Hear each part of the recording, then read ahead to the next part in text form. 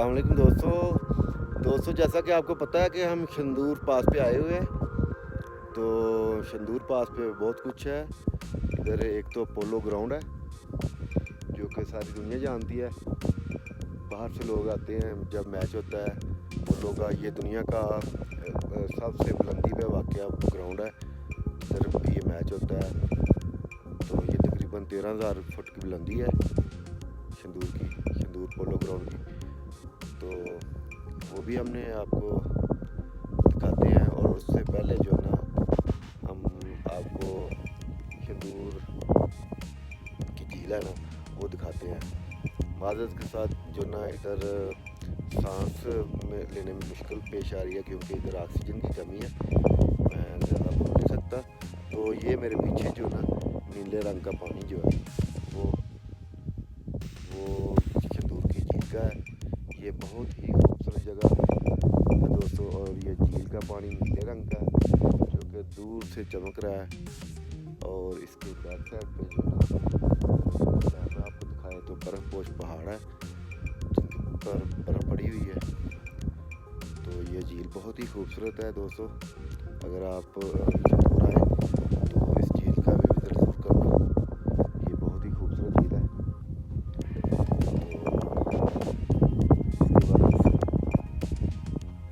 मेरी बैकग्राउंड पे वो पोलो ग्राउंड है जो कि बहुत बड़ी पोलो ग्राउंड है। ये बहुत वसीम मैदान है जो कि देखने के काबिल है। आप इधर ज़रूर आइएगा।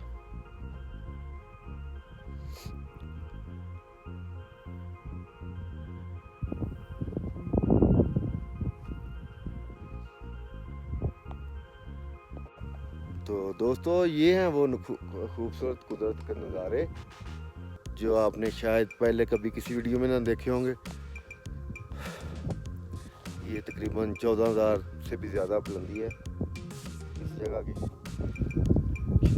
इसको बोलते हैं। तो इधर आप देख सकते हैं ये खुले मैदान है और साइडों पे जो ना हैबतनाक पहाड़ है। कहीं पे बर्फबारी हुई है और कहीं जो ना बिल्कुल खुशक है। तो इधर इन मैदानों में जानवर चल रहे हैं और बहुत ही नेचर के करीब तरीन खूबसूरती है।